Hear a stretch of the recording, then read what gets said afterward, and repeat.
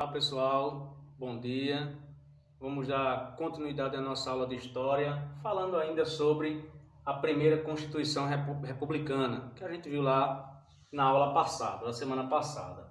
E vocês se lembram que na aula passada eu disse a vocês que naquela Constituição foram elaboradas leis para ser cumprida e estabelecidas. E entre elas foi criada a organização, digamos assim, política do país, do Brasil. Foi criada ali os três poderes: o poder executivo, o poder legislativo e o poder judiciário.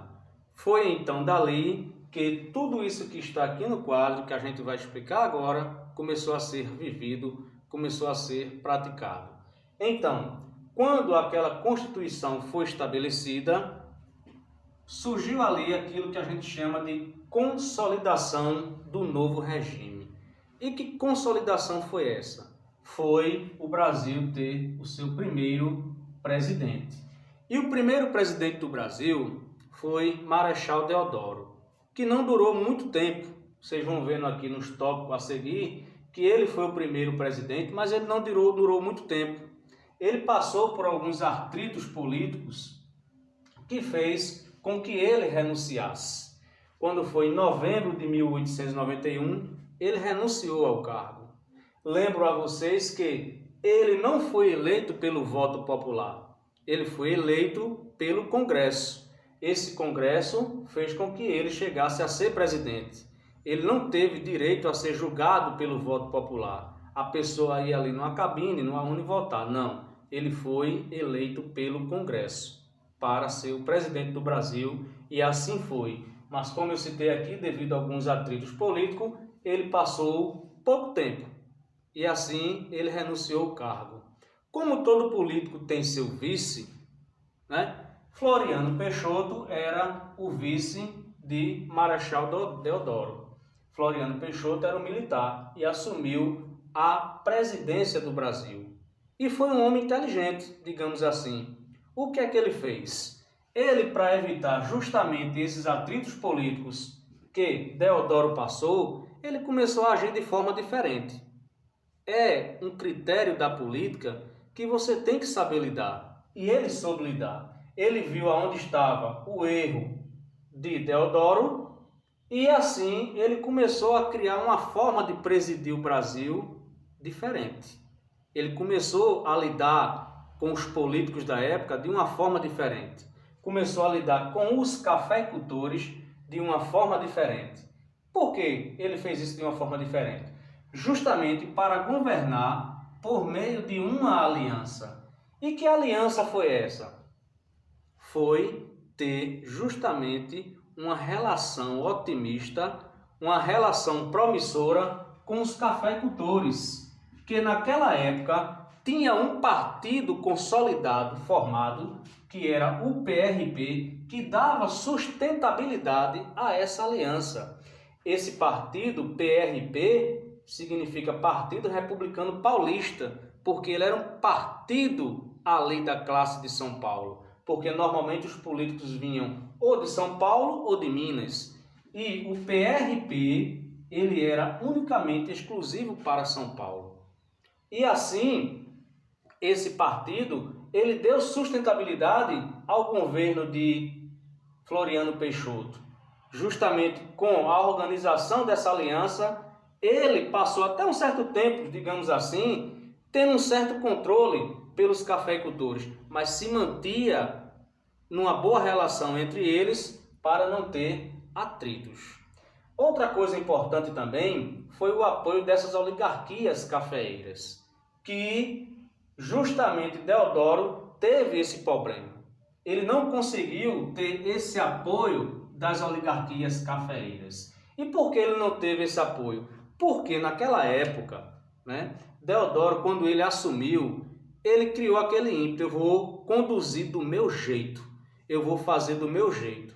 E ele afastou muitas pessoas de perto dele. Por afastar, ele não teve uma aliança. Por afastar, ele não teve apoio das oligarquias, coisa que Floriano soube fazer e teve, que foi decisivo para enfrentar muitas rebeliões que vinham a acontecer.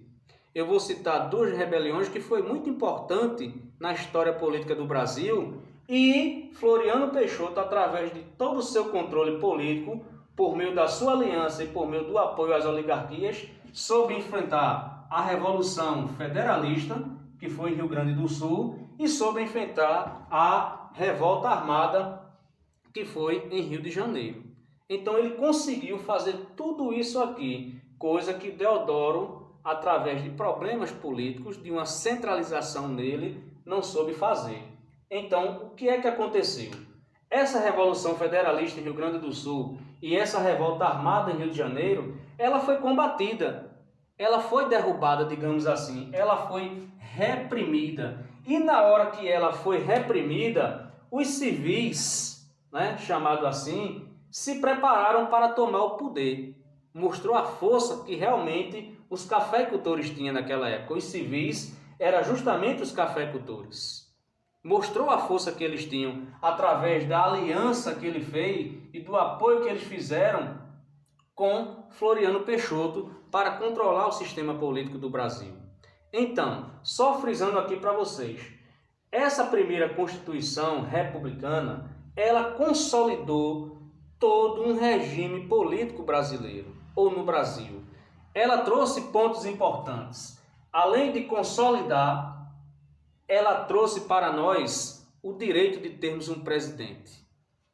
Trouxe para nós a compreensão de entender que na política não pode haver atrito político, porque senão as coisas desandam. Tem que ter aquilo que a gente chama de parcialidade, mas também sabendo ter essa parcialidade.